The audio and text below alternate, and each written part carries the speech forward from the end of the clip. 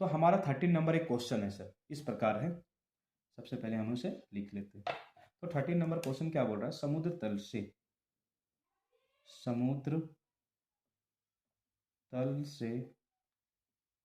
75 metre ऊंची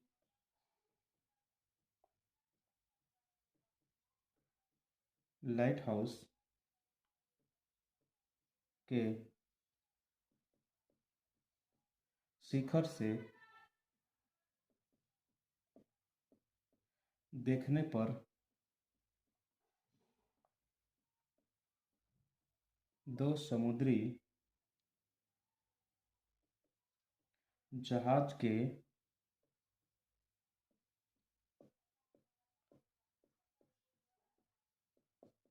अवनमन कोण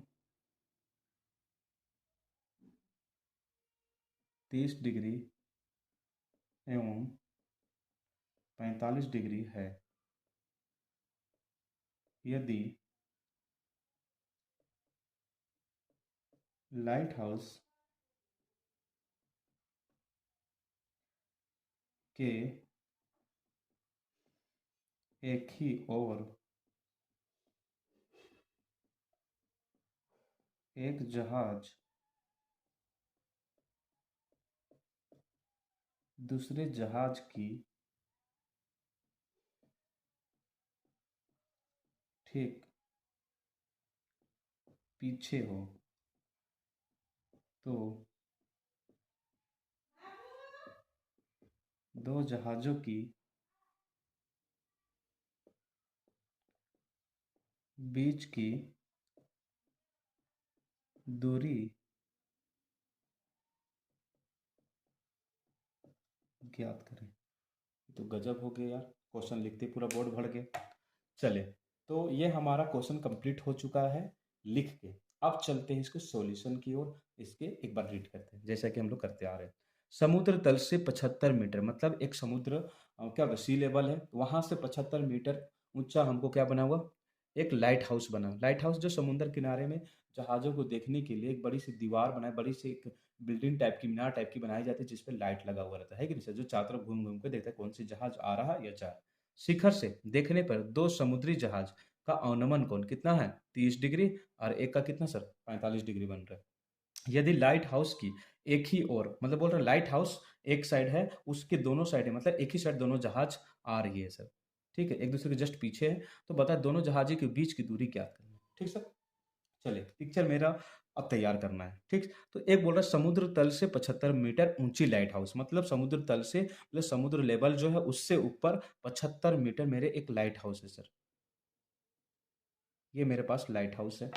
अब बोलता है इस लाइट हाउस के शिखर से, ये लाइट हाउस के शिखर से देखने पर कोई आदमी होगा, कोई है वो वॉचमैन जो देख रहा होगा सर। बोलता है कि इसके एक ही साइड पर दो समुद्री जहाज आपके पास आ रहे हैं, और दोनों का जो कोण है सर वो किस प्रकार बन रहा है सर, वो एक का 30 डिग्री बन रहा है और एक का 45 डिग्री बन रहा है। ठीक सर, तो पहला जो जहाज है उसके बीच की दूरी देखिए सर, ये 30 डिग्री है, ये 45 डिग्री है। तो जो पहले वाले जो जहाज है उसके बीच उसका जो एंगल है सर वो 30 डिग्री में। आपको पता होना चाहिए कि जब मेरा एंगल बड़ा होता है तो ये जो स्लोप होता है ना सर वो आपके पास कम होता है, और जिसका एंगल ज़्यादा होगा उसका स्लोप ज़्यादा, मतलब जिसका स्लोप कम, जिसका एंगल कम होता है उसका स्लोप ज़्यादा होता है। तो ये 30 डिग्री है, मतलब ये पहले जहाज के साथ 30 डिग्री अवनमन कोण यहाँ ऊपर की तरफ बना रहा है। तो इसको यहाँ स्प्लिट कर देंगे सर। फिर उसके बाद बोल रहा है सेकंड जहाज के साथ जो दूरी है, मतलब एंगल जो बन रहा है सर, वो अवनमन कोण कितना डिग्री बन रहा है सर, ये आपका 45 डिग्री बन रहा है ये वाला, और ये वाला आपका 30 डिग्री बन रहा है। तो इसको इधर ड्रॉ कर दी। फिर इसके बाद ये 45 का यहाँ आ गया। अब इस दोनों लाइन को मिला दें। अब हमें बोल रहा कि सर बताइए कि ये जो ये जहाज है और ये जहाज की बीच की दूरी क्या है। ठीक है, तो इस क्वेश्चन में यही बोला था कि एक 75 मीटर लाइट हाउस है, उस पर एक खड़ी कोई आदमी है जो दोनों दो जहाज को देख रहा है, जो जहाज के मतलब दो आपस में जस्ट आगे पीछे है कि नहीं सर, और दोनों के बीच का दूरी हमें ज्ञात करने बोल रहे हैं। ठीक, तो हमें यहाँ का दूरी निकालना चाहते, तो ये दूरी मुझे पता नहीं है, तो मैं इसे क्या मान लेता हूँ सर, एक्स मान लेता हूँ। और यहाँ से यहाँ तक का दूरी मुझे पता नहीं, उससे भी मैं क्या मान लेता हूँ टी। लेकिन जरूरत मुझे किसे सर, इसके बारे में निकालना। ठीक है सर, मतलब किसके बारे में निकालना सर, ये वाला पार्ट निकालना।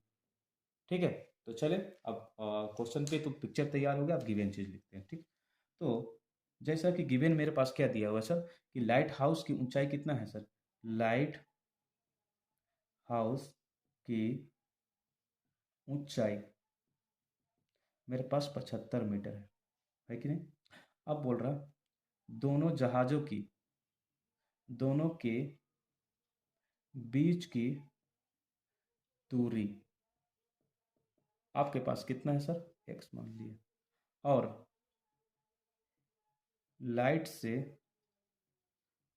पहले जहाज की दूरी वो मैं कितना मान लेता हूँ सर, t।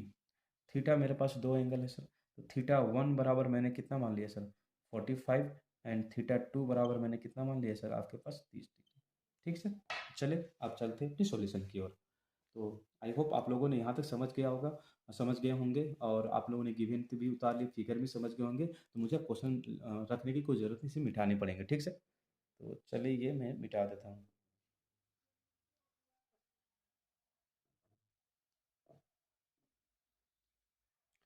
तो देखें, अब हम लेते हैं ट्राइंगल का सोल्यूशन करते हैं। ट्राइंगल का नाम यहाँ पे मैं दे देता हूँ आपका, ये वाला पार्ट ए, ये वाला पार्ट बी, ये वाला पार्ट सी, और ये वाला पार्ट डी।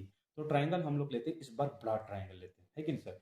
तो ट्राइंगल हम लोग लेते हैं ट्राइंगल ए बी और डी, मतलब ट्राइंगल ए बी डी लेते हैं। तो ट्राइंगल ए बी डी से, तो मेरे पास क्या है सर, टेन, टेन का ही अप्लाई करना। तो टेन मेरे पास क्या है सर, ये वाले एंगल 30 थीटा टू मान के चल रहे, ठीक सर। तो थीटा टू बराबर पी बाई बी सर। तो टेन थीटा टू का मान मेरे पास कितना डिग्री है सर, आपके पास 30 डिग्री है कि नहीं सर। एंड पी का मान कितना सर, आपके पास 75। एंड बी का मान क्या लेना पड़ेगा सर, तो बी का मान आपका कहाँ से कहाँ तक लेंगे सर, आपका बी यहाँ से यहाँ तक जा, मतलब एक्स प्लस क्या लेके चलेंगे सर, एक्स प्लस टी लेके चलेंगे। ठीक है, चलो इसे मिटाने पड़ेंगे। तो यहाँ पे देखिए टेन 30 डिग्री का मान कितना होता है सर, 1/√3 होता है कि नहीं सर। तो ये 75/x+t, अब क्रॉस मल्टीप्लाई करेंगे तो क्या हो जाएगा सर, x+t बराबर 75√3। इसको इक्वेशन क्या मान लेते हैं सर, एक मान लेते हैं। ठीक है, अब ट्राइंगल चलते हैं आपके छोटे ट्राइंगल के साथ। तो ट्राइंगल ए बी सी से, ठीक, तो टेन आपके पास यहाँ पे कौन सा एंगल बन रहा है सर, 45 डिग्री। तो टेन थीटा वन बराबर, सॉरी थीटा, हाँ वन मान लेते हैं। तो आपके पास पी कितना है सर, नहीं पता है, अभी लिखेंगे। टेन थीटा, थोड़ा सा स्पेस की कमी की वजह से, तो आपके पास टेन थीटा का मान कितना है सर, वन, यहाँ पे 45 डिग्री है। एंड पी का मान आपके पास सेम हुए 75 है, और यहाँ से यहाँ आपका टी है सर। तो टेन 45 का मान कितना सर, वन, और यहाँ पे 75/टी। तो इसके नीचे कुछ नहीं तो कितना, वन, तो टी गुना वन एंड 75। तो ये आपके पास कितना आ गया सर, आपके पास इक्वेशन टू। लेकिन हमें चाहिए सर एक्स का मान चाहिए ना, तो आप क्या करते हैं, टी का मान इक्वेशन वन में रख देते हैं। तो टी का मान